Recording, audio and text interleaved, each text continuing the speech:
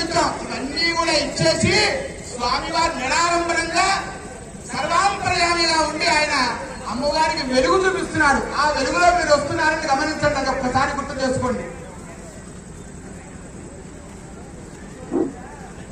స్వామినే నమః.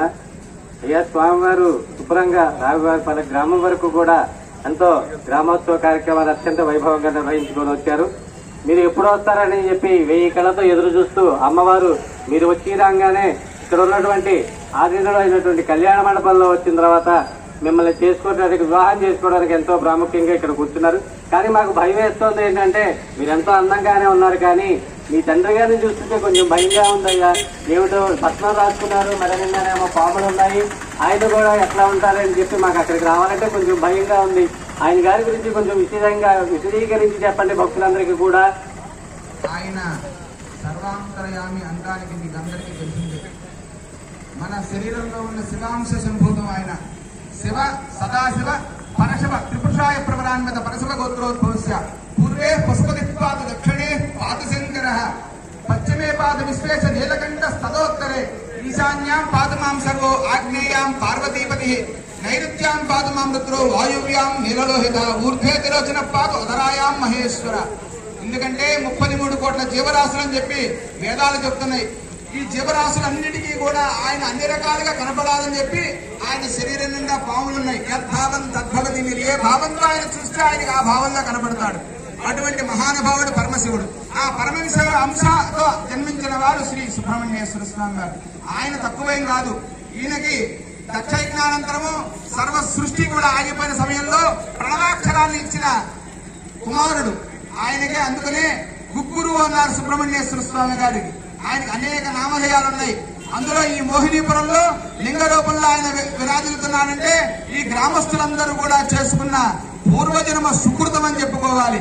దాంతో పాటు చల్లపల్లి వంశీకులు ఈ ఆలయాన్ని ఈ గ్రామం కోసం ఈ గ్రామంలో ఇక్కడ నిర్మించి బుద్ధువారిని అర్చక స్వాములుగా నియమించారు. ఆ రోజు నుంచి ఈ రోజు కూడా దినదిన ప్రవర్తమానంగా ఈ సంవత్సరము మీరందరూ కూడా చూడలేనటువంటి విశేషంగా మన డిప్యూటీ కమిషనర్ గారు రావడంతోనే, గ్రామస్తులు అడగడంతోనే మన పుష్కర్లో స్వామివారికి తెప్పోత్సవం దాసరి శ్రీరామవర ప్రసాద్ గారు నేతృత్వంలో తెప్పోత్సవాన్ని ఎప్పుడు కూడా ఈ జన్మ ధరించింది అని అనుకుంటానికి విధంగా తెప్పోత్సవాన్ని చేస్తున్నారు. రేపు 6వ తారీఖు, అందులో గురువారము.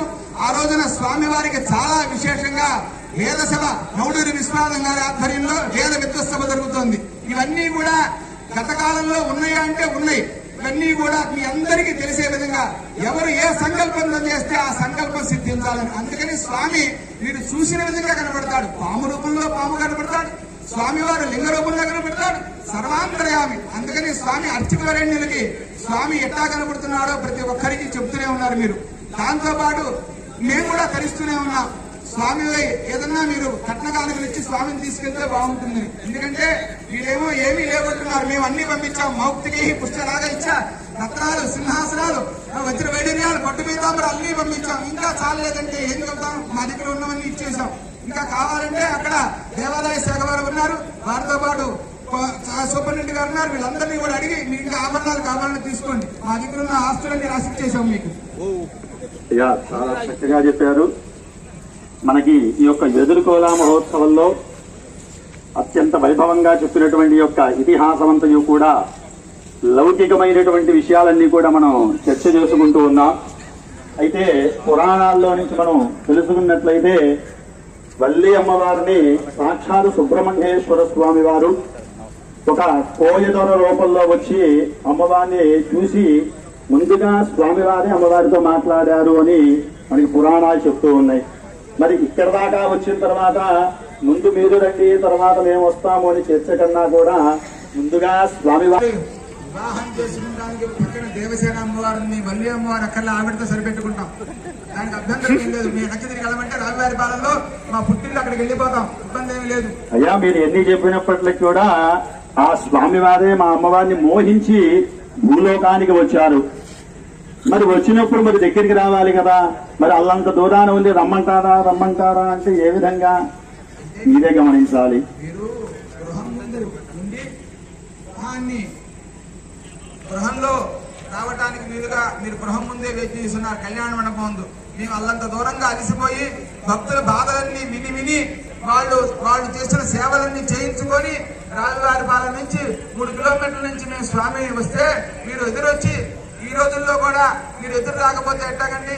ఇవాళ పిల్లలు దొరకని పరిస్థితుల్లో ఆ పిల్లవాడు చాలా యవన మన్మధుడు, సమస్త సుందరాంగుడు, సకల సూర్య కోటి సమప్రభాయ నమః. ఆ సూర్యకోటి చంద్రుడు, ఆ సూర్యకాంతి కిరణాలు ఎట్లా ఉంటాయో మీకు తెలుసు. ఆ సూర్యకాంతి కిరణాల్లో చంద్రుని కాంతి కిరణాలు కూడా చాలా. అటువంటి అందగాడు మా సుబ్రహ్మణ్యేశ్వర స్వామి వారు. అటువంటి స్వామి వారిని మీరు చక్కగా చెప్పారు. ఎదురు వచ్చి తీసుకువెళ్ళాలి, అది మాకు కూడా అర్థమైనటువంటి విషయమే.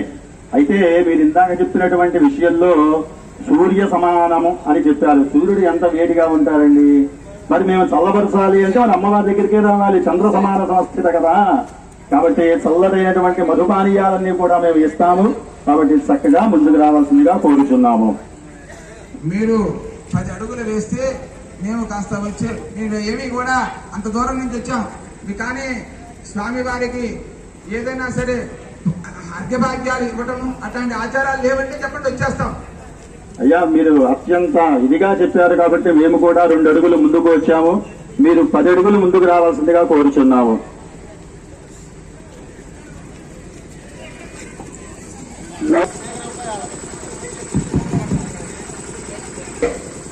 అక్కడ పూర్వకాల పద్ధతుల్లో వశిష్ఠుల వారు ఉన్నారు, యాజ్ఞిక స్వామి వారు ఉన్నారు, అనేక అర్చక వరేణ్యులు ఉన్నారు. దేవాలయ ధర్మాదాయ శాఖ తరఫున డిప్యూటీ కమిషనర్ గారి యొక్క ఆధ్వర్యంలో శ్రీ దాసరి శ్రీరామచంద్ర ప్రసాద్ గారు ఉన్నారు. విశేషంగా మీరు స్వామి వారికి ఇవ్వాల్సినవన్నీ కూడా మర్యాదలు జరిపితే గంధం గాని, కాస్త పన్నీరు గాని, తాంబూలం గాని అట్లాంటివి ఏమైనా మర్యాదలు జరుపుతామంటే మేము మీ దగ్గరికి ఎదురుగా 2 అడుగులు వేస్తాం. స్వామి ఏమీ నక్కర్లేదు, మీకు సరిపోయేది ఏమీ లేదు, దేవసేన అమ్మవారిని సరిపెట్టుకోండి అంటే వెనక్కి తిరిగి రావువారిపాలెం పుట్టింటికి వెళ్తాం.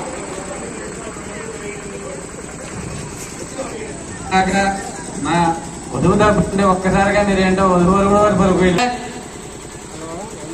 అక్కడ ఉన్న వాళ్ళందరూ కూడా ఏ పొద్దు నుంచి ఏమి తెలియదు అనమాట. మేము వస్తున్నామని చెప్పి మగపెళ్లి వాళ్ళు వస్తున్నారని చెప్పి ఆ మర్యాదలతో హడావుడిగా తెలియదు. పంపించమంటే పంపిస్తాం. ప్రప్రదంగా గణపతి ఉన్నాడు మా దగ్గర, ఆయన పంపిస్తాం. కొండంతా మీ ఒక్కసారి మీ దగ్గర ఉన్నవన్నీ కూడా ఖాళీ చేసి వస్తాడు ఆయన. అయ్యా స్వామివారి కూడా 1 అడుగులు ముందుకు వస్తే ఎదుర్కొన్న సన్నాహం పూర్తవుతుందండి. అయ్యా యాజ్ఞిక బ్రహ్మ గారు, స్వామివారిని మీరు తోడు తీసుకొని వస్తే వధువుతో పాటు మేమందరం కూడా వేచి ఉన్నాం. ఇక్కడ అర్చక వరేణ్యులు, మా డిప్యూటీ కమిషనర్ అయినటువంటి శ్రీరామర ప్రసాద్ గారు స్వామివారు ఎప్పుడు వస్తారా అని చెప్పి 1000 గళ్ళతో అమ్మవారితో పాటు మేము కూడా ఎదురు చూస్తున్నామయ్యా. దయచేసి ముందు రండి స్వామి, మతిమాలించుకోకూడదు.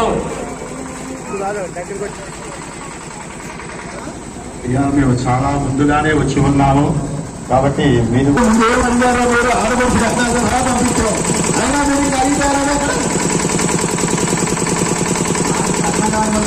స్వామి మాకల్లా అర్ఘ్యభాగ్యాలు, గంధము, కాస్త పన్నీరు అట్లాంటివన్నీ అవి మీ దగ్గర లేవని చెప్పండి, మేము పంపిస్తాం. పుస్తకంలో ఉన్నాయి మా దగ్గర. మీకు స్వామి వారు మొత్తం మునిగే విధంగా గంధాభిషేకం చేయడానికి సిద్ధంగా ఉన్నాం, విభూతి అభిషేకం చేయడానికి సిద్ధంగా ఉన్నాం, పన్నీరు అభిషేకం చేసి సిద్ధంగా ఉన్నారు మా అర్చక స్వాములు, మా ఈవో గారు. హరిసగీతను అభిషేకం చేయించుకోవాలంటే ముందుకు రండి.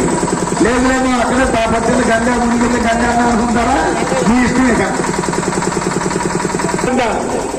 నువ్వు ఆధారని నేను ధరణి అని ఉంటే అలాగే ఇద్దరం ఒక ధర్మ చేరాలి.